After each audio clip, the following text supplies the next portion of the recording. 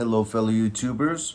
So, on the topic of shame, narcissistic shame, it starts in childhood. Usually, the child will have one, if not both, parents narcissistic. And the shame starts with, a domineering parent that is calling them out on everything. Get your arms off the table. You always put your arms on the table at dinner. Maybe kind of being shamed over, the parent wants to live vicariously through this child. So in Little League, maybe, shaming the ball he missed during the second inning, the grounder, because it's all about them, right? And if you do bad, you're a reflection on me, and I can't have a bad reflection upon me. So the child's domineered, ridiculed, shamed. And through this event, the child kind of learns, I just can't do right. And also learns about power. And so I hate this public shaming. And I understand that power is the way to be. Like this narcissistic parent that's shaming me. Do I just want to go through life being shamed? Or do I want to go through life being powerful and being able to shame others? So they develop this fragile ego, and they lean towards the power.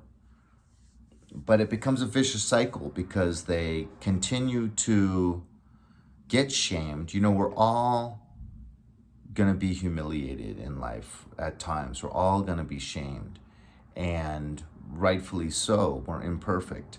But with the narcissist, when they get shamed, they go into a rage because they can't deal with that. They have to have this mask, which is a perfect image they want to present to the world.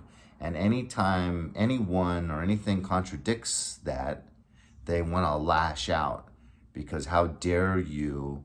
I've worked hard to manicure this perception of myself that I'm presenting to the world, and I can't hear anything to the contrary.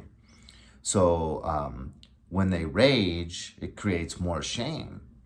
And so it's a vicious downward cycle of shaming themselves through the rage, and then having to then project that onto others because it counterdicts that perception that they want to believe and that they're presenting to the world.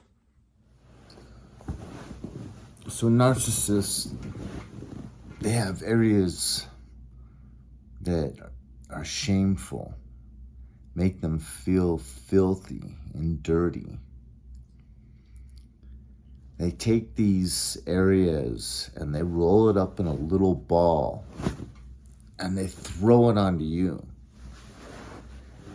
Then I believe they do some witchcraft on themselves, some sorcery as it were, to actually believe, to get themselves to believe that he's that way. That's not how I am. That's how he is. And then the finishing touch is getting you to exhibit low vibration energy of anger.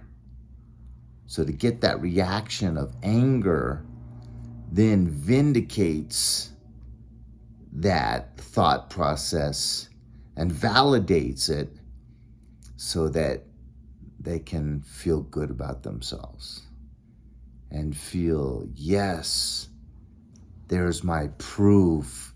He is the evil one. He is the one full of shame. He is the bad one. Now I feel good. I've got at least a good 6 hours, 12 hours off this experience where I'm regulated and I feel good.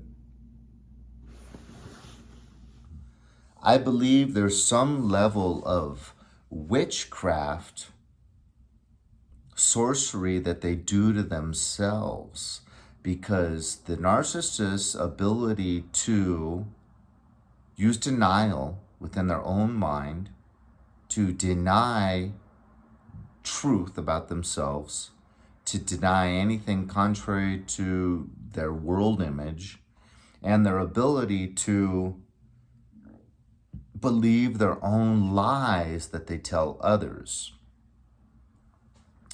So, I love you, Dad, but I gotta kind of use you as an example.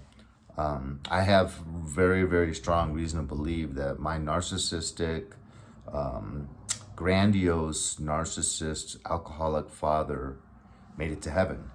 And that's in a different video. I won't go into that. But, to me, it explains just how merciful Jesus is. But he put him through a terrible last 3 years of his life, where I'm sure, and he always was a believer. But anyways, that's neither here nor there. So my father could deny that he was an alcoholic when he would frequently start drinking hard liquor at 5:30 in the morning before his morning jog.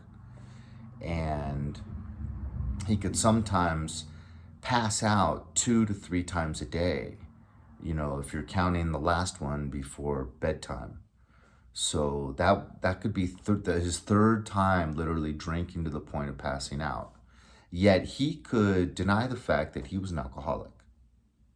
And no one could ever call him an alcoholic or say that he has a drinking problem. And he convinced himself as long as you jog 2 miles a day, that it burnt off all the toxins and it kept his liver safe. And so denial is not just a river in Egypt. And these narcissists can really hone that skill. My father could also tell lies, and they would, in his own mind, would become more and more believable as he told them. So every time my father told people that he had an island in the South Pacific, he was believing it more. And he liked that feeling so much that it then became 2 islands. I'd hear him on the phone during his real estate deals, lying. Forgive me, Dad, but if his mouth was moving, he was usually lying. Till it became 3 islands that he owned in the South Pacific. My father knocked me out cold with a left hook, yet he would never believe that he was an abusive father.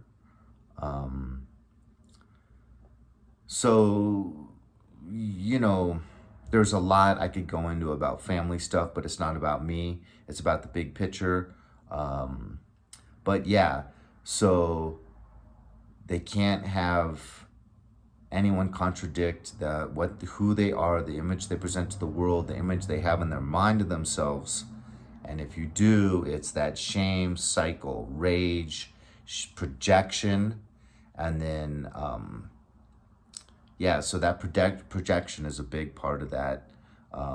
Being shamed, projecting it, and the shame, and then the only way to cope with it is to put it on you. So I hope everyone found this helpful. God bless. Leave a comment. I'll talk to you later.